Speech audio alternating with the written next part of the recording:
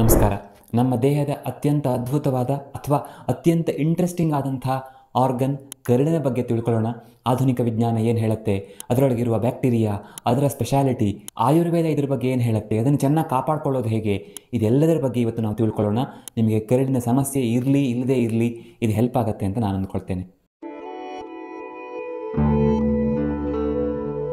1.5 metre ಉದ್ದದ ದೊಡ್ಡ ಕರಳು, 6 ಮೀಟರ್ ಉದ್ದದ ಸಣ್ಣ ಕರಳು, ಇವೆರಡು ಎಷ್ಟು ಅದ್ಭುತ ಅಂತಂದರೆ ಇವು ಸರಿಯಾಗಿ ಕೆಲಸ ಮಾಡಲಿಲ್ಲ ಅಂತಂದರೆ ಇಡೀ ದೇಹ ಚೆನ್ನಾಗಿರ್ಲಿಕ್ಕೆ ಸಾಧ್ಯ ಇಲ್ಲ. ವಿಶೇಷವಾಗಿ ಮನಸ್ಸು ಕೂಡ ಹಾಳಾಗಿ ಹೋಗುತ್ತೆ. ನಮಗನ್ನಿಸ್ಬೋದು ಬ್ರೈನ್, ಹಾರ್ಟ್, ಕಿಡ್ನಿ ಎಲ್ಲ ಭಯಂಕರ ಇಂಪಾರ್ಟೆಂಟ್ ಆರ್ಗನ್ಸ್ ಅಂತ. ಆದರೆ ಅವು ಬದುಕಬೇಕು, ಅವು ಚೆನ್ನಾಗಿರಬೇಕು ಅಂತಂದರೆ ಕರಳು ಸರಿಯಾಗಿರಲೇಬೇಕು. ನಾವು ತೆಗೆದುಕೊಂಡಿರುವಂಥ ಆಹಾರ ನಮ್ಮ ದೇಹಕ್ಕೆ ಸಿಗಬೇಕು, ಒಳ್ಳೆಯ ರೀತಿಯಲ್ಲಿ ಸಿಗಬೇಕು. ನಾವು ತೆಗೆದುಕೊಂಡಿರುವಂಥ ಆಹಾರದಲ್ಲಿರುವಂಥ ಅಮೃತ ಸಮಾನವಾದಂಥ ನ್ಯೂಟ್ರಿಯೆಂಟ್ಸ್ ನಮ್ಮ ದೇಹಕ್ಕೆ ತಲುಪಬೇಕು ಅಂತ ಆದರೆ ಕರಳು ಸರಿ ಇರಬೇಕು. ಈ ಕರಳಿನ ಒಳಗೆ ಒಂದು ದೊಡ್ಡ ಪ್ರಪಂಚನೇ ಇದೆ. ಹೇಗೆ ಅಂದರೆ ಒಂದು ಕರಳಲ್ಲಿ ಸುಮಾರು 300ರಿಂದ 1000 ಜಾತಿಯ ಅಂದರೆ ಅಷ್ಟು ಸ್ಪೀಸೀಸ್ ಬ್ಯಾಕ್ಟೀರಿಯಾವೆ ಅಂತ. ಕೆಲವು ಕಡೆ ಹೇಗೆ ಅಂದರೆ 1 ಗ್ರಾಮ್ನಷ್ಟು ನಾವು ಕರಳನ್ನು ತಗೊಂಡು ನೋಡಿದರೆ ಅದರಲ್ಲಿ 1ರ ಮುಂದೆ 12 ಸೊನ್ನೆ ಹಾಕಿದರೆ ಎಷ್ಟಾಗತ್ತೋ ಅಷ್ಟು ಬ್ಯಾಕ್ಟೀರಿಯಾ ಬರೀ 1 ಗ್ರಾಮ್ ಕರಳಿನ ಭಾಗದಲ್ಲಿ ಸಿಗುತ್ತೆ ಅಂತ. ಇದನ್ನೇ ಗಟ್ ಫ್ಲೋರಾ ಅಥವಾ ಗಟ್ ಮೈಕ್ರೋಬಯೋಮ್ ಅಂತ ಹೇಳೋದು. ಇದು ಚೆನ್ನಾಗಿದ್ದರೆ ಅಂದರೆ ಈ ಬ್ಯಾಕ್ಟೀರಿಯಾಗಳು ಸರಿಯಾಗಿ ಕೆಲಸ ಮಾಡಿದರೆ ಅಥವಾ ನಮಗೆ ಬೇಕಾದ ಒಳ್ಳೆ ಬ್ಯಾಕ್ಟೀರಿಯಾ ಇಲ್ಲಿ ಇದ್ದರೆ ಖಂಡಿತ ನಮ್ಮ ಆರೋಗ್ಯ ಚೆನ್ನಾಗಿರುತ್ತೆ.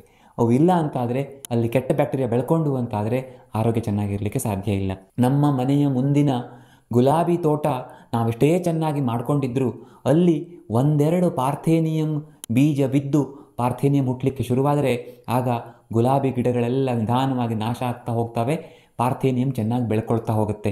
ಹಾಗೇ ನಮ್ಮ ಕರಳಲ್ಲೂ ಆಗುತ್ತೆ. ಇದೇ ಕಾರಣಕ್ಕೆ ನಮಗೆ ಕರಳು ಸರಿ ಇಲ್ಲದೇ ಆಮಶಂಕೆಯಂಥ ಅಥವಾ ಚರ್ಮರೋಗದಂಥ ಆಟೋ ಇಮ್ಯೂನ್ ಕಾಯಿಲೆಗಳಂಥವು, ಮೆದುಳಿಗೆ ಸಂಬಂಧಪಟ್ಟ ಕಾಯಿಲೆಗಳು, ಇದು ಹೇಳಲಿಕ್ಕೆ ಮುಗಿಸ್ಲಿಕ್ಕೆ ಸಾಧ್ಯ ಇಲ್ಲ. ಅಷ್ಟು ಬೇರೆ ಬೇರೆ ರೀತಿಯ ಸಮಸ್ಯೆಗಳಿಗೆ ಇದು ಕಾರಣ ಆಗುತ್ತೆ. ಹಾಗಾಗಿ ನಮ್ಮ ಕರುಳಿನ ಒಳಗಿನ ಗುಲಾಬಿ ತೋಟವನ್ನು ಚೆನ್ನಾಗಿ ನೋಡಿಕೊಳ್ಳೋ ಜವಾಬ್ದಾರಿ ನಮ್ಮ ಮೇಲಿದೆ.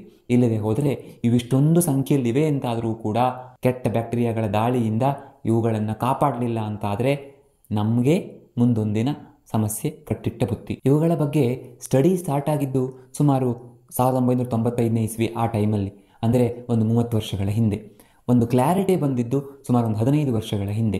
ಅಲ್ಲಿಯವರೆಗೂ ಗಟ್ ಫ್ಲೋರಾದ ಬಗ್ಗೆ ಅಷ್ಟು ಕ್ಲಾರಿಟಿ ಇರಲಿಲ್ಲ. ಇವತ್ತು ಯಾವ ಡಿಸೀಸ್ ನೋಡಿದರೂ ಒಂದು ಸಾರಿ ಗಟ್ ಫ್ಲೋರಾಗಿ ಹೋಗಿ ಬರ್ತಾರೆ, ಅಂದರೆ ಅಲ್ಲಿಂದ ಏನಾದರೂ ಇನ್ಫ್ಲೂಯೆನ್ಸ್ ಆಗಿದೆಯಾ ಅಂತ ನೋಡ್ತಾರೆ. ನೋಡಿ, ಈಗ ಆಟೋ ಇಮ್ಯೂನ್ ಕಾಯಿಲೆಗಳು ಎಷ್ಟು ಜಾಸ್ತಿ ಆಗಿವೆ. ಅವುಗಳಿಗೆಲ್ಲ ಮೂಲ ಕಾರಣ ಗಟ್ ಫ್ಲೋರಾ ಅಂತ ಹಲವು ರಿಸರ್ಚ್ಗಳು ಹೇಳ್ತಾ ಇವೆ. ಗಟ್ ಬ್ರೈನ್ ಆಕ್ಸಿಸ್ ಬಗ್ಗೆ ಕೂಡ ಹೇಳ್ತಾರೆ. ಅಂದರೆ ಈ ಕರುಳು ಮತ್ತು ಮೆದುಳು ಇವುಗಳ ಮಧ್ಯೆ ತುಂಬ ಸಂಬಂಧ ಇದೆ ಅಂತ.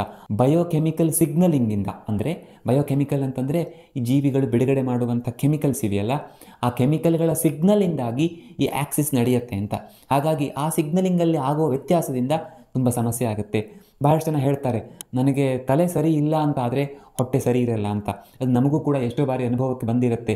ನಮಗೆ ತುಂಬ ಸಿಟ್ಟು ಬಂದಾಗ ಅಥವಾ ತುಂಬ ಹೆದರಿಕೆ ಆದಾಗ ಹೊಟ್ಟೆಯಲ್ಲಿ ಸಮಸ್ಯೆ ಆಗುತ್ತೆ. ಭಾಳಷ್ಟು ಜನರಿಗೆ ಮೆದುಳು ಹಾಳಾಗಲಿಕ್ಕೆ ಅಥವಾ ಅನವಶ್ಯಕ ಕಾರಣಕ್ಕೆ ಸಿಟ್ಟು ಬರೋದು, ಎಂಗ್ಸೈಟಿ, ಡಿಪ್ರೆಷನ್ ಅಂತ ಸಮಸ್ಯೆಗಳು ಬರಲಿಕ್ಕೆ ಹೊಟ್ಟೆ ಕಾರಣ ಆಗಿರುತ್ತೆ. ಹೊಟ್ಟೆಯನ್ನು ಟ್ರೀಟ್ ಮಾಡದೆ ನಾವು ಅವರಿಗೆ ಎಂಗ್ಸೈಟಿ ಕಡಿಮೆ ಆಗಲಿಕ್ಕೆ ಆ್ಯಂಗ್ಸಿಯೋಲೈಟಿಕ್ಸು ಅಥವಾ ಡಿಪ್ರೆಷನ್ ಸರಿ ಆಗಲಿಕ್ಕೆ ಆ್ಯಂಟಿ ಡಿಪ್ರೆಸೆಂಟ್ ಮೆಡಿಸಿನ್ಸ್ ತೊಗೊಂಡ್ರೆ ತಾತ್ಕಾಲಿಕವಾಗಿರುತ್ತೆ. ಮೆಡಿಸಿನ್ ಬಿಟ್ಟ ತಕ್ಷಣ ಮತ್ತೆ ಸಮಸ್ಯೆ ಶುರುವಾಗುತ್ತೆ. ಅದಾಗಬಾರ್ದು ಅಂತಾದರೆ ನಾವು ಕರುಳನ್ನು ಸರಿ ಮಾಡ್ಕೋಬೇಕು. ಹಾಗಾದರೆ ಮಾಡರ್ನ್ ಸೈನ್ಸ್ ಪ್ರಕಾರ ಈ ಗಟ್ ಫ್ಲೋರಾದಲ್ಲಿ ಏರ್ಪೇರುಗಳು ಹೇಗೆ ಉಂಟಾಗ್ತವೆ, ಆ ಏರ್ಪೇರುಗಳಿಗೆ ಕಾರಣ ಆಗುವಂಥವು ಯಾವುವು? ಮೊದಲನೇದು ಆ್ಯಂಟಿಬಯೋಟಿಕ್ಸ್. ಆ್ಯಂಟಿಬಯೋಟಿಕ್ನ ಸಮಸ್ಯೆ ಆಗುತ್ತೆ ಅಂದ ತಕ್ಷಣ ಆ್ಯಂಟಿಬಯೋಟಿಕ್ಸನ್ನು ತೊಗೊಳ್ಳೇಬೇಡಿ ಅಂತಲ್ಲ. ಡಾಕ್ಟ್ರ್ ಕೊಟ್ಟಾಗ ಮಾತ್ರ ತಗೊಳ್ಳಿ, ಅವ್ರು ಹೇಳಿದಷ್ಟು ದಿವಸ ಮಾತ್ರ ತಗೊಳ್ಳಿ. ಹೊರತಾಗಿ ನೀವೇ ಮೆಡಿಕಲ್ ಶಾಪಿಗೆ ಹೋಗಿ ಆ್ಯಂಟಿಬಯೋಟಿಕ್ಸ್ ತಂದುಕೊಳ್ಳೋದು ಅಥವಾ ಪದೇ ಪದೇ ಹೋಗಿ ಆ್ಯಂಟಿಬಯೋಟಿಕ್ಸ್ ತಗೊಳ್ಳೋದು ಅದು ಮಾಡಬೇಡಿ ಅಂತ. ಡಾಕ್ಟರ್ ಸಜೆಷನ್ಸ್ ಇಲ್ಲದೇ ಮೆಡಿಸಿನ್ಸ್ ತೊಗೊಳ್ಬಾರ್ದು ಅಂತ. ಓಕೆ, ಈ ಆ್ಯಂಟಿಬಯೋಟಿಕ್ಸಿಂದ ಏನಾಗುತ್ತೆ? ಆ್ಯಂಟಿಬಯೋಟಿಕ್ಸ್ ತಗೊಂಡಾಗ ಆ ಆ್ಯಂಟಿಬಯೋಟಿಕ್ ಅಂದರೆ ಏನು? ಬ್ಯಾಕ್ಟೀರಿಯಾನ ಸಾಯಿಸ್ಲಿಕ್ಕೆ ಕೊಟ್ಟಿದ್ದಾರೆ ಅಂತ ಇಟ್ಕೊಳ್ಳಿ. ಅದಕ್ಕೆ ಕೆಟ್ಟ ಬ್ಯಾಕ್ಟೀರಿಯಾ ಯಾವುದು, ಒಳ್ಳೆ ಬ್ಯಾಕ್ಟೀರಿಯಾ ಯಾವುದು ಅಂತ ಗೊತ್ತಿಲ್ಲ. ಹಾಗಾಗಿ ಅದು ಒಂದೇ ಸಮನೆ ಬ್ಯಾಕ್ಟೀರಿಯಾಗಳನ್ನು ನಾಶ ಮಾಡುತ್ತೆ. ಅದರಿಂದ ಒಳ್ಳೆ ಬ್ಯಾಕ್ಟೀರಿಯಾಗಳು ಸತ್ತು ಆ ಜಾಗದಲ್ಲಿ ಕೆಟ್ಟ ಬ್ಯಾಕ್ಟೀರಿಯಾಗಳು ಗ್ರೋ ಆಗಲಿಕ್ಕೆ ಅನುಕೂಲ ಆಗ್ತವೆ ಅಂತ ಹಲವು ರಿಸರ್ಚ್ಗಳು ಹೇಳ್ತವೆ. ಮತ್ತು ಇನ್ನೊಂದು ಸಮಸ್ಯೆ ಆಗೋದೇನು ಅಂತಂದರೆ, ಈ ಆ್ಯಂಟಿಬಯೋಟಿಕ್ಗಳಿಗೆ ರೆಸಿಸ್ಟೆನ್ಸ್ ಮಾಡಿಕೊಳ್ಳುವ ಕೆಪಾಸಿಟಿ ಕೆಟ್ಟ ಬ್ಯಾಕ್ಟೀರಿಯಾಗಳು ಬೆಳೆಸ್ಕೊಂಡು ಬಿಡ್ತವೆ ಅಂತ. ಅದರಿಂದಾಗಿ ಮುಂದೆ ಆ ಕೆಟ್ಟ ಬ್ಯಾಕ್ಟೀರಿಯಾಗಳನ್ನು ನಾಶಪಡಿಸೋದು ಕಷ್ಟ ಆಗುತ್ತೆ. ಉದಾಹರಣೆಗೆ ಹೇಳಬೇಕು ಅಂದರೆ, ನಿಮ್ಮ ಮನೆಯ ಗುಲಾಬಿ ತೋಟದಲ್ಲಿ ಬೆಳೆದಿರುವಂಥ ಪಾರ್ಥೇನಿಯಂಗೆ ನೀವು ಆಗಾಗ ಸಾಯಬೇಕು ಅಂತ ಸ್ಪ್ರೇ ಮಾಡ್ತೀರಿ ಅಂತ ಇಟ್ಕೊಳ್ಳಿ, ಏನೋ ಒಂದು ಕಳೆನಾಶಕ ಸ್ಪ್ರೇ ಮಾಡ್ತೀರಿ ಅಂತ ಇಟ್ಕೊಳ್ಳಿ.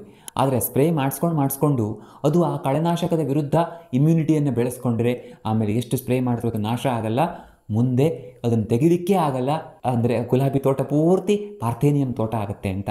ಹಾಗಾಗಿಯೇ ಇದಕ್ಕೇನು ಮಾಡ್ತಾರೆ ಎಷ್ಟೋ ಬಾರಿ ಅಂತಂದರೆ, ಇತ್ತೀಚೆಗೆ ಶುರುವಾಗಿರೋದು ಫೀಕಲ್ ಟ್ರಾನ್ಸ್ಪ್ಲಾಂಟ್. ಬೇರೆಯವರ ಮಲವನ್ನು ತಂದು ಇವರ ಕರುಳಿಗೆ ಅದನ್ನು ಸೇರಿಸಿ ಅಲ್ಲಿರುವಂಥ ಬ್ಯಾಕ್ಟೀರಿಯಾಗಳಿಂದ ಇಲ್ಲಿ ತೋಟವನ್ನು ಬೆಳೆಸೋದು ಅಂತ. ಅದರಿಂದಾಗಿ ಅವನು ಬದುಕ್ತಾನೆ, ಬಚಾವಾಗ್ತಾನೆ, ಗುಣ ಮಾಡಲಿಕ್ಕೆ ಸಾಧ್ಯ ಅಂತ. ಸ್ವಲ್ಪ ಕಾಸ್ಟ್ಲಿ ಟ್ರೀಟ್ಮೆಂಟ್ ಅಂತೆ ಇದು.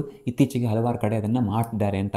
ಅದಕ್ಕೆ ಫೀಕಲ್ ಟ್ರಾನ್ಸ್ಪ್ಲಾಂಟ್ ಅಂತ ಕರೀತಾರೆ. ಇನ್ನು ಇಲ್ಲಿ ಏರುಪೇರುಗಳನ್ನು ಉಂಟು ಮಾಡಬೇಕು ಅಂತ ಆದರೆ ಪ್ರೋಬಯೋಟಿಕ್ಸ್, ಪ್ರೀಬಯೋಟಿಕ್ಸ್ ಎಲ್ಲ ಕೊಡ್ತಾರೆ.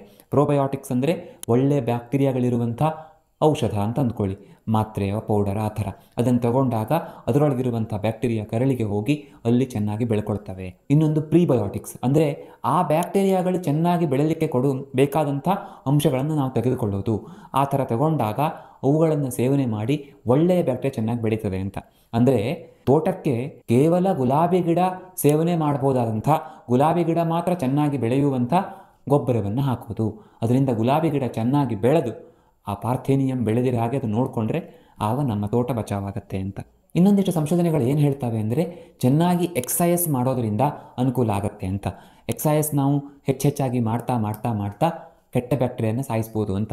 ಅಂದರೆ ಬಹುಶಃ ಇದು ಹೇಗೆ ಅಂದರೆ, ಆ ತೋಟಕ್ಕೆ ಹೋಗಿ ನಾವೇನೇ ಪಾರ್ಥೇನಿಯಮನ್ನು ಕಿತ್ತಾಗೆ. ಎಕ್ಸಸೈಸ್ ಇಂಪಾರ್ಟೆನ್ಸ್ ನೋಡಿ ಎಷ್ಟು ಇಂಪಾರ್ಟೆಂಟ್ ಇದು ಅಂತ. ನಮಗೆ ಅನಿಸುತ್ತೆ ನಾವು ಸುಮ್ಮನೆ ಸೂರ್ಯ ನಮಸ್ಕಾರ ಮಾಡ್ತಿದ್ದೀವಿ ಅಂತ. ಬಟ್ ಆ ಸೂರ್ಯ ನಮಸ್ಕಾರ ಅದು ಹೇಗೋ, ಯಾವ ಸಿಗ್ನಲ್ ಮೂಲಕ ಅಂತ ನಂಗೆ ಗೊತ್ತಿಲ್ಲ, ಹೇಗೆ ಅಂತ ನಾನು ಅದನ್ನು ಸ್ಟಡಿ ಮಾಡಲಿಲ್ಲ. ಅದು ಹೇಗೋ ಅದು ಹೋಗಿ ಕರಳಲ್ಲಿರುವಂಥ ಕೆಟ್ಟ ಬ್ಯಾಕ್ಟೀರಿಯಾನ ಕೀಳುತ್ತೆ. ಇನ್ನು ಮುಂದೆ ಅಲ್ಲಿ ಏರ್ಪೇರ್ ಆಯಿತು ಅಂದರೆ ಪಾರ್ಥೇನಿಯಂ ಸಿಕ್ಕಾಪಟ್ಟೆ ಬೆಳ್ಕೊಳ್ತು. ನಮ್ಮ ಹೊಟ್ಟೆ ಅಂದರೆ ಕರಳಿನಲ್ಲಿ ಸಿಕ್ಕಾಪಟ್ಟೆ ಕೆಟ್ಟ ಬ್ಯಾಕ್ಟೀರಿಯಾಗಳು ಬೆಳ್ಕೊಂಡು ಒಳ್ಳೆ ಬ್ಯಾಕ್ಟೀರಿಯಾಗಳು ಇಲ್ಲವಾದವು. ಒಟ್ಟಲ್ಲಿ ಏರ್ಪೇರ್ ತುಂಬ ಆಯಿತು ಅಂತ ಆದರೆ ಏನೇನು ಸಮಸ್ಯೆ ಆಗುತ್ತೆ? ಮೊದಲನೇದಾಗಿ ಆ ಕೆಟ್ಟ ಬ್ಯಾಕ್ಟೀರಿಯಾಗಳು ಬಿಡುಗಡೆ ಮಾಡುವಂಥ ಬಯೋಕೆಮಿಕಲ್ ಸಿಗ್ನಲಿಂದಾಗಿ ದೇಹದಲ್ಲಿ ಹಲವಾರು ಏರುಪೇರುಗಳಾಗ್ತವೆ. ಅನಾವಶ್ಯಕವಾಗಿ ಟೆನ್ಷನ್ ಆಗೋದು, ಡಿಪ್ರೆಷನ್, ಆಂಗ್ಸೈಟಿ ಸಮಸ್ಯೆಗಳಾಗೋದು. ಇನ್ನು ಎರಡನೇದಾಗಿ ಕರುಳು ಆಹಾರವನ್ನು ಹೇಗೆ ಅಬ್ಸಾರ್ಬ್ ಮಾಡ್ಕೊಳ್ಬೇಕೋ ಅದರಲ್ಲಿ ಏರುಪೇರಾಗೋದು. ಮತ್ತು ಮೂರನೇದಾಗಿ ಸರಿಯಾಗಿ ಡೈಜೆಷನ್ ಆಗದೇನೆ ಆಮಶಂಕೆ ಅಂತ, IBS, IBD, ಅಲ್ಸರೇಟಿವ್ ಕೊಲೈಟಿಸ್ ಈ ಥರ ಎಲ್ಲ ನಾವು ಹೇಳ್ತೀವಲ್ಲ, ಆ ಥರ ಸಮಸ್ಯೆಗಳು ಉಂಟಾಗೋದು. ಮತ್ತು ಬಾಡಿಯಲ್ಲಿ ಇನ್ಫ್ಲಮೇಷನ್ ಹೆಚ್ಚಾಗೋದು. ಈ ಕೆಟ್ಟ ಬ್ಯಾಕ್ಟೀರಿಯಾಗಳ ಬಿಡುಗಡೆ ಮಾಡುವಂಥ ಕೆಮಿಕಲ್ಸಿಂದಾಗಿ ದೇಹದಲ್ಲಿ ಇನ್ಫ್ಲಮೇಷನ್ ತುಂಬ ಜಾಸ್ತಿ ಆಗುತ್ತೆ. ಸೊ ಮಂಡಿ ನೋವು, ಸೊಂಟ ನೋವು ಅಥವಾ ಸ್ಕಿನ್ ಪ್ರಾಬ್ಲಮ್ಸ್ ಈ ಥರ ಹಲವಾರು ಸಮಸ್ಯೆಗಳು ಉಂಟಾಗ್ತವೆ. ಇವನ್ ಹಾರ್ಟಿಗೆ ತೊಂದರೆ ಆಗ್ಬೋದು, ಬೇರೆ ಬೇರೆ ಆರ್ಗನ್ಸಿಗೆ ಸಮಸ್ಯೆಗಳು ಉಂಟಾಗ್ತವೆ. ಮತ್ತು ಆಟೋ ಇಮ್ಯೂನ್ ಅಂತ ಕಾಯಿಲೆಗಳು ಉಂಟಾಗ್ತವೆ ಅಂತ. ಆಟೋ ಇಮ್ಯೂನ್ ಕಾಯಿಲೆ ಅಂದರೆ ಏನು? ನಮ್ಮ ಇಮ್ಯುನಿಟಿ ನಮ್ಮ ವಿರುದ್ಧನೇ ಕೆಲಸ ಮಾಡೋದು. ಅದು ಎಲ್ಲೆಲ್ಲಿ ಯಾವ್ಯಾವ ಜೀವಕೋಶಗಳನ್ನು ಟಾರ್ಗೆಟ್ ಮಾಡಿ ಹೊಡಿತಾ ಇದೆಯೋ ಅಲ್ಲಲ್ಲಿ ಸಮಸ್ಯೆ ಆಗುತ್ತೆ. ಆ ಥರ ಟ್ರಿಗರ್ ಆಗಲಿಕ್ಕೆ, ನಮ್ಮ ಇಮ್ಯುನಿಟಿ ಈ ಥರ ಹುಚ್ಚು ಕೆಲಸ ಮಾಡಲಿಕ್ಕೆ ಕಾರಣ ಕರಳಲ್ಲಿರದೆ ಅಂತ ಹೇಳ್ತಾರೆ. ಅಂದರೆ ಕರಳಿನಲ್ಲಿ ಬಿಡುಗಡೆ ಆಗುವಂಥ ರಾಂಗ್ ಸಿಗ್ನಲಿಂದಾಗಿ ಇವು ಹುಚ್ಚಿಡ್ತದೆ ಅಂತ. ಕರಳು ಸರಿ ಇಟ್ಕೊಂಡ್ರೆ ಈ ಆಟೋ ಇಮ್ಯೂನ್ ಕಾಯಿಲೆಗಳು ಬರೋದಿಲ್ಲ. ನೋಡಿ, ಈಗ ಎಷ್ಟೊಂದು ಜನರಿಗೆ ಆಟೋ ಇಮ್ಯೂನ್ ಸಮಸ್ಯೆಗಳಾಗ್ತಾ ಇವೆ. ಇವುಗಳಿಗೆ ಬಹುತೇಕವಾಗಿ ಮೂಲ ಕಾರಣ ಕರಳು. ಹಾಗಾದರೆ ಆಧುನಿಕ ವಿಜ್ಞಾನದ ಪ್ರಕಾರ ಹೊಟ್ಟೆಯಲ್ಲಿರುವಂಥ ಈ ಬ್ಯಾಕ್ಟೀರಿಯಾಗಳನ್ನು ಚೆನ್ನಾಗಿ ಕಾಪಾಡ್ಕೊಳ್ಳೋದು ಹೇಗೆ? ಅದರಲ್ಲಿ ಇಂಪಾರ್ಟೆಂಟ್ ಆಗಿರೋದೊಂದೇ 4 ಮಾತ್ರ ಹೇಳ್ತೇನೆ. ಮೊದಲನೇದಾಗಿ ಎಲ್ಲ ರೀತಿಯ ಫುಡ್ ಐಟಮ್ಸನ್ನು ತಗೊಳ್ಳೋದು. ಉದಾಹರಣೆಗೆ ಫೈಬರ್ಸನ್ನು ನಾವು ನಾರಿನಾಂಶವನ್ನು ಹೆಚ್ಚೆಚ್ಚು ತಿಂತಾ ಆ ನಾರನ್ನು ತಿಂದು ಬೆಳೆಯುವಂಥ ಬ್ಯಾಕ್ಟೀರಿಯಾಗಳು ಚೆನ್ನಾಗಿ ಬೆಳ್ಕೊಳ್ತವೆ. ವೆಜಿಟೇರಿಯನ್ ಡಯಟ್ ಅಂತ ಕೂಡ ಹೇಳ್ತಾರೆ. ವೆಜಿಟೇರಿಯನ್ ಡಯಟನ್ನು ಹೆಚ್ಚಾಗಿ ಸೇವನೆ ಮಾಡುವವರಿಗೆ ಕೆಟ್ಟ ಬ್ಯಾಕ್ಟೀರಿಯಾಗಳು ಬೆಳಲಿಕ್ಕೆ ಅಷ್ಟು ಸುಲಭಕ್ಕೆ ಆಗೋದಿಲ್ಲ. ಹಾಗಾಗಿ ನಾನ್ ವೆಜಿಟೇರಿಯನ್ ಫುಡ್ ಐಟಮ್ಸನ್ನು ಸ್ವಲ್ಪ ಕಡಿಮೆ ಸೇವನೆ ಮಾಡಬೇಕು ಅಂತ. ಮತ್ತು ಫರ್ಮೆಂಟೆಡ್ ಫುಡ್ ಐಟಮ್ಸನ್ನು ಅಂದರೆ ಹುಳಿ ಬರೆಸಿರುವಂಥ ವಸ್ತುಗಳು ಅಂತ ಹೇಳ್ತೀವಲ್ಲ, ಅಂಥವನ್ನು ಹೆಚ್ಚಾಗಿ ಸೇವನೆ ಮಾಡಿದರೆ, ಅತಿಯಾಗಿ ಸೇವನೆ ಮಾಡೋದಲ್ಲ, ಸ್ವಲ್ಪ ಜಾಸ್ತಿ ಸೇವನೆ ಮಾಡಿದರೆ ಒಳ್ಳೆ ಬ್ಯಾಕ್ಟೀರಿಯಾ ಬೆಳ್ಕೊಳ್ಳುತ್ತೆ ಅಂತ. ಇವನ್ ಮೊಸರು, ಮಜ್ಜಿಗೆ ಕೂಡ ಅನುಕೂಲ ಆಗುತ್ತೆ. ಮತ್ತು ಬ್ರೆಸ್ಟ್ ಫೀಡಿಂಗ್ ಚೆನ್ನಾಗಿ ಮಾಡಬೇಕು, ಚೆನ್ನಾಗಿ ಎಕ್ಸಸೈಸ್ ಮಾಡಬೇಕು. ಕೆಲವೊಬ್ಬರ ಅಭಿಪ್ರಾಯ ಏನು ಅಂತಂದರೆ ನಾರ್ಮಲ್ ಡೆಲಿವರಿ ಆದರೆ ಒಳ್ಳೆಯದು. ಹೀಗೆ ಈ ಥರ ಸುಮಾರು ರೀತಿಯ ಚಿಕ್ಕ ಪುಟ್ಟ ವಿಷಯಗಳಿವೆ. ಮತ್ತು ಈ ಒಳ್ಳೆ ಬ್ಯಾಕ್ಟೀರಿಯಾವನ್ನು ಸಾಯಿಸಿ ಕೆಟ್ಟ ಬ್ಯಾಕ್ಟೀರಿಯಾ ಬೆಳೀಲಿಕ್ಕೆ ಅನುಕೂಲ ಮಾಡುವಂಥ ಫುಡ್ ಐಟಮ್ಸನ್ನು ಸೇವನೆ ಮಾಡಬಾರ್ದು.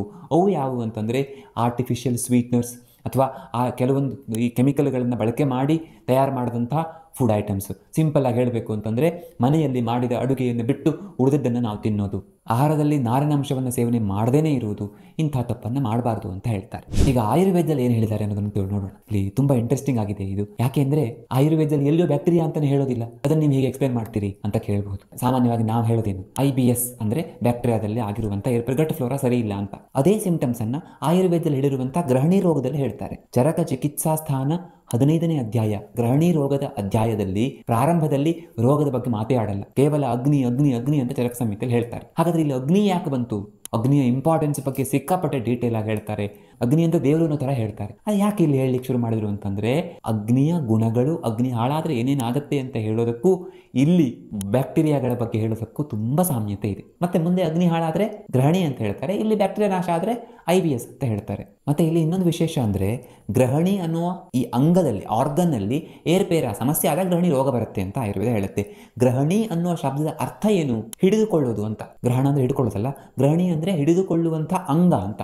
ಯಾವುದು? ನಮ್ಮನ್ನು ನಾವು ತೆಗೆದುಕೊಂಡಿರುವಂಥ ಆಹಾರವನ್ನು ಹಿಡಿದಿಟ್ಟುಕೊಂಡು ಡೈಜೆಸ್ಟ್ ಮಾಡುವಂಥ ಅಂಗ ಯಾವುದು? ಕರಳಲ್ವಾ? ಸಣ್ಣ ಕರಳು ಮತ್ತು ದೊಡ್ಡ ಕರಳು ನಮ್ಮ ದೇಹದಲ್ಲಿ ನಾವು ತೆಗೆದುಕೊಂಡಿರುವಂಥ ಆಹಾರವನ್ನು ಹಿಡ್ಕೊಂಡು ಅಲ್ಲಿ ಡೈಜೆಸ್ಟ್ ಮಾಡಿ ಕಳಿಸ್ತವೆ. ಅವು ಆ ಕೆಲಸವನ್ನು ಸರಿಯಾಗಿ ಮಾಡಲಿಲ್ಲ ಅಂದರೆ ಗ್ರಹಣಿ ರೋಗ ಬರುತ್ತೆ. ಇಲ್ಲಿ ಇದು ಸ್ಪಷ್ಟ. ಅಲ್ಲಿ ಹೇಗೆ ಆಧುನಿಕ ವಿಜ್ಞಾನದ ಪ್ರಕಾರ ಈ ಬ್ಯಾಕ್ಟೀರಿಯಾಗಳು ಒಂದು ದಿನ ಏನಾದರೂ ಸ್ಟ್ರೈಕ್ ಮಾಡಿ, ಇಲ್ಲ ನಾವು ಕೆಲಸ ಮಾಡಲ್ಲ, ನಾವು ನಿನ್ನ ಬಿಟ್ಟು ಹೋಗ್ತೇವೆ ಅಂತ ಹೇಳಿದರೆ ಹೇಗೆ ಮನುಷ್ಯ ಬದುಕಲಿಕ್ಕೆ ಸಾಧ್ಯ ಇಲ್ವೋ, ಹಾಗೇನೆ ಇಲ್ಲಿ ಅಗ್ನಿಯ ಬಗ್ಗೆ ಕೂಡ ವಿವರಣೆಯಲ್ಲಿ ಹೇಳ್ತಾರೆ. ಶಾಂತೇ ಅಗ್ನೌ ಮ್ರಿಯತೆ ಅಂದರೆ ಅಗ್ನಿ ಶಾಂತ ಆಗಿಬಿಟ್ರೆ ಮನುಷ್ಯ ಸತ್ತು ಹೋಗ್ತಾನೆ. ಯುಕ್ತೇ ಚಿರಂ ಜೀವತಿ ಅನಾಮಯ, ಸರಿಯಾದ ರೀತಿಯಲ್ಲಿ ಇದ್ದರೆ ಆಗ ಚಿರಕಾಲದವರೆಗೆ ಅನಾಮಯ ರೋಗರಹಿತನಾಗಿ ಮನುಷ್ಯ ಜೀವತಿ ಅಂದರೆ ಬದುಕ್ತಾನೆ.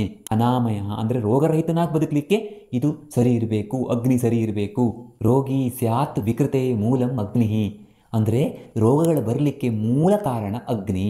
ಮಾಡರ್ನ್ ಸೈನ್ಸಲ್ಲಿ ಹೇಳುವಂಥ crowns disease, IBD, IBS, ulcerative colitis, auto immune diseases, inflammatory diseases, ಇವುಗಳೆಲ್ಲವೂ ಕೂಡ ಗ್ರಹಣಿಯಲ್ಲಿ ಕವರ್ ಆಗ್ತವೆ. ಉದಾಹರಣೆಗೆ ಸಿಂಪಲ್ ಆಗಿ ನಾವು ಹೇಳಬೇಕು ಅಂತಂದರೆ, ಕ್ರೋನ್ಸ್ ಡಿಸೀಸ್ ವಾತಜ ಗ್ರಹಣಿ, ಅಲ್ಸರೇಟಿವ್ ಕೊಲೈಟಿಸ್ ಪಿತ್ತಜ ಗ್ರಹಣಿ, ಈ ಥರ ಹೇಳ್ಬೋದು. ಸುಮ್ಮನೆ ಹಾಗೆ ನಾವು ಹೇಳಬಾರ್ದು, ಅಂದರೆ ಎಕ್ಸಾಕ್ಟ್ಲಿ ಅದೇ ಅಂತಲ್ಲ. ಆದರೆ ಅಲ್ಲಿ ಏನು ಲಕ್ಷಣಗಳನ್ನು ಹೇಳಿದಾರೋ ಅದೇ ಥರದ ಲಕ್ಷಣಗಳನ್ನು ಇಲ್ಲಿ ಹೇಳಿದ್ದಾರೆ. ಅಲ್ಸರೇಟಿವ್ ಕೊಲೈಟಿಸ್ ಪೇಷಂಟ್ಗೆ ನಾವು ಇಲ್ಲಿ ಹೇಳಿದ ಚಿಕಿತ್ಸೆಯನ್ನು ಮಾಡಿದಾಗ ಗುಣ ಆಗುತ್ತೆ ಅಂದಮೇಲೆ ಅದು ಇದು ಸಿಮಿಲರ್ ಅಂತ ಅರ್ಥ ಅಲ್ವಾ? ಹಾಗಾದರೆ ಇದಕ್ಕೆ ಚಿಕಿತ್ಸೆ ಏನು? ಮೊದಲನೇದು ನಿಧಾನ ಪರಿವರ್ತನೆ, ಅಂದರೆ ಅಗ್ನಿ ಹಾಳಾಗಲಿಕ್ಕೆ ಕಾರಣ ಆಗಿರುವಂಥ ಬಿಡೋದು ಅಂತ. ಈ ಗಟ್ಟು ಬ್ಯಾಕ್ಟೀರಿಯಾ ಏರ್ಪೇರ್ ಆಗಲಿಕ್ಕೆ ಅಗ್ನಿ ಹಾಳಾಗ್ಲಿಕ್ಕೆ ಕಾರಣ ಏನು? ತುಂಬ ದೊಡ್ಡ ಲಿಸ್ಟನ್ನು ಹೇಳ್ತಾರೆ. ನಾನು ಕೆಲವೊಂದನ್ನು ಹೇಳಿಬಿಡ್ತೇನೆ, ಯಾಕೆಂದರೆ ಎಲ್ಲದನ್ನು ಹೇಳಿದ್ರೆ ನಾನು ಹಿಂದಿನ ವಿಡಿಯೋದಲ್ಲಿ ಎಲ್ಲದರ ಬಗ್ಗೆ ಹೇಳಿದ್ದೇನೆ. ಏನು? ಸರಿಯಾದ ಸಮಯದಲ್ಲಿ ಊಟ ಮಾಡದೇ ಇರೋದು, ಅಥವಾ ಹಸಿವೆ ಆಗದೇ ಇದ್ದಾಗ ಆಹಾರವನ್ನು ತೆಗೆದುಕೊಳ್ಳೋದು, ಕೆಟ್ಟ ಫುಡ್ಡನ್ನು ಸೇವನೆ ಮಾಡೋದು, ಅತಿಯಾಗಿ ಚಿಂತೆ, ಭಯ, ಸಿಟ್ಟು, ಈ ಥರದ ಭಾವನೆಯನ್ನು ಇಟ್ಕೊಳ್ಳೋದು, ಅಥವಾ ಆ ಥರದ ಆಗಿ ಮಾನಸಿಕವಾಗಿ ನಾವು ಹಾಳಾಗೋದು, ನಮ್ಮ ದೇಹಕ್ಕೆ ಸಾತ್ಮೆ ಅಲ್ಲದೆ ಇರುವಂಥ ಆಹಾರವನ್ನು ಸೇವನೆ ಮಾಡೋದು, ಆಹಾರದಲ್ಲಿ ಸ್ವಲ್ಪವೂ ಕೂಡ ಫೈಬರ್, ಗುಡ್ ಫ್ಯಾಟನ್ನು ಸೇವನೆ ಮಾಡದೇ ಇರೋದು, ಯಾವುದೋ ಒಂದು ಟೇಸ್ಟನ್ನು ಅತಿಯಾಗಿ ಸೇವನೆ ಮಾಡೋದು, ಅತ್ಯಂತ ತಣ್ಣನೆಯ ಅಥವಾ ಹಳಸಿದಂತಹ ಅಥವಾ ಸಂಸ್ಕಾರ, ಸಿಕ್ಕಾಪಟ್ಟೆ ರೀತಿಯ ಸಂಸ್ಕಾರಗಳನ್ನು ಮಾಡಿದಂಥ ಆಹಾರವನ್ನು ಸೇವನೆ ಮಾಡೋದು. ಹೀಗೆ ಲಿಸ್ಟ್ ಮಾಡ್ತಾ ಹೋದರೆ ಮುಗಿಯೋದಿಲ್ಲ. ಅದೆಲ್ಲ ನೀವು ನನ್ನ ಚಾನಲನ್ನು ರೆಗ್ಯುಲರ್ ನೋಡ್ತಾ ಇದ್ದರೆ ನಿಮಗೆ ಅದೆಲ್ಲ ಆಲ್ರೆಡಿ ಗೊತ್ತಿದೆ, ನಾನು ಮತ್ತೆ ಹೊಸದಾಗಿ ಹೇಳಬೇಕು ಅಂತಿಲ್ಲ. ಇಂತಹ ತಪ್ಪುಗಳನ್ನು ಬಿಡೋದು ಮೊದಲನೇ ಚಿಕಿತ್ಸೆ. ಎರಡನೇದು ಮಜ್ಜಿಗೆ ಬಗ್ಗೆ ಈ ಗ್ರಹಣಿ ಅಧ್ಯಾಯದಲ್ಲೇ ಆಚಾರ್ಯ ಚರಕರು ಹೇಳ್ತಾರೆ. ಎಷ್ಟು ಚೆನ್ನಾಗಿ ಹೊಗಳ್ತಾರೆ ಅಂತಂದರೆ, ಗ್ರಹಣಿ ಸರಿ ಇರಬೇಕಾ, ನಿಮ್ಮ ಕರಳು ಸರಿ ಇರಬೇಕಾ, ಮಜ್ಜಿಗೆ ಕುಡಿರಿ ಅನ್ನೋ ಥರ ಇದೆ. ವಾತ, ಪಿತ್ತ, ಕಫ ಮೂರೂ ದೋಷಗಳನ್ನು ಸರಿ ಮಾಡಲಿಕ್ಕೆ ಮಜ್ಜಿಗೆ ಅನುಕೂಲಕರ ಅಂತ. ಹಾಗಾಗಿ ಊಟದ ಕೊನೆಯಲ್ಲಿ ಮಜ್ಜಿಗೆಯನ್ನು ಕುಡಿಬೇಕು. ಬೆಣ್ಣೆ ತೆಗೆದ ಮಜ್ಜಿಗೆ ಆಗಿರಬೇಕು. ಕೆಲವು ದ್ರವ್ಯಗಳ ಬಗ್ಗೆ ಹೇಳಬೇಕು ಅಂತಂದರೆ ಅಣಲೆಕಾಯಿ. ಅದಕ್ಕೆ ನಮ್ಮನ್ನು ಅಳಲೆಕಾಯಿ ಪಂಡಿತರು ಅಂತ ಹೇಳೋದು. ಅಣಲೆಕಾಯಿಯನ್ನು ಆಗಾಗ ನಾವು ಸೇವನೆ ಮಾಡ್ತಾ ಇದ್ದರೆ ಸ್ವಲ್ಪ ಅಣಲೆಕಾಯಿ ಪುಡಿ ತಂದು ಕಷಾಯ ಮಾಡ್ಕೊಂಡು ಕುಡಿಬಹುದು, ಅಥವಾ ಅಪರೂಪಕ್ಕೊಂದು ಸರಿ, ವಾರದಲ್ಲಿ ಒಂದು ಸರಿ 2 ಸಲ ಹೀಗೆ ಒಂದು ಅರ್ಧ ಚಮಚ ಅಣಲೆಕಾಯಿ ಪುಡಿಯನ್ನು ಬಿಸಿನೀರಿಗೆ ಹಾಕೊಂಡು ಕುಡಿಬಹುದು. ಎಷ್ಟೋ ಬಾರಿ ನಾವು ಕೊಡುವಂಥ ಔಷಧಗಳಲ್ಲಿ ಅಣಲೆಕಾಯಿ ಇರುತ್ತೆ. ಸೊ ಅಣಲೆಕಾಯಿಯನ್ನು ಆಗಾಗ ಬಳಕೆ ಮಾಡೋದ್ರಿಂದ ಕೆಟ್ಟ ಬ್ಯಾಕ್ಟೀರಿಯಾ ನಾಶ ಆಗಲಿಕ್ಕೆ ಅನುಕೂಲ ಆಗುತ್ತೆ. ಶುಂಠಿ ವಿಶೇಷವಾಗಿ, ಮತ್ತು ಉಳಿದ ಎಲ್ಲ ರೀತಿಯ ಸ್ಪೈಸಸ್, ಅದು ಹಿಪ್ಪಲಿ ಇರಬಹುದು, ಜೀರಿಗೆ, ಕಾಳುಮೆಣಸು, ಲವಂಗ, ದಾಲ್ಚಿನ್ನಿ, ಈ ಥರ ಸ್ಪೈಸಸ್ ಇರ್ಬೋದು. ಇವುಗಳ ಬಗ್ಗೆ ಹಲವಾರು ರಿಸರ್ಚ್ಗಳು ಹೇಳ್ತವೆ. ಈ ಎಲ್ಲ ಸ್ಪೈಸಸ್ಸನ್ನು ನಾವು ಸೇವನೆ ಮಾಡ್ತಾ ಇದ್ದರೆ ಗುಡ್ ಬ್ಯಾಕ್ಟೀರಿಯಾ ಚೆನ್ನಾಗಿ ಬೆಳೀತದೆ ಅಂತ. ನಾವು ಆಯುರ್ವೇದದಲ್ಲಿ ಅಗ್ನಿ ಚೆನ್ನಾಗಿ ಆಗ್ತದೆ ಅಂತ ಹೇಳ್ತೇವೆ, ಅಲ್ಲಿ ಬ್ಯಾಕ್ಟೀರಿಯಾ ಅಂತ ಹೇಳ್ತೇವೆ. ಉದಾಹರಣೆಗೆ ಈ ರಿಸರ್ಚ್ ಆರ್ಟಿಕಲ್, ಅಮೃತ ಸಮಾನವಾದಂಥ ಅಮೃತ ಬಳ್ಳಿಯ ಕಷಾಯ. ಅಮೃತ ಬಳ್ಳಿಯ ಕಷಾಯವನ್ನು ಆಗಾಗ ಕುಡೀರಿ ಅಂತ ನಾನು ಬಹುತೇಕ ವಿಡಿಯೋಗಳಲ್ಲಿ ಹೇಳ್ತೀನಲ್ಲ, ಇಲ್ಲಿ ಕೂಡ ಇದು ಅಪ್ಲೈ ಆಗುತ್ತೆ.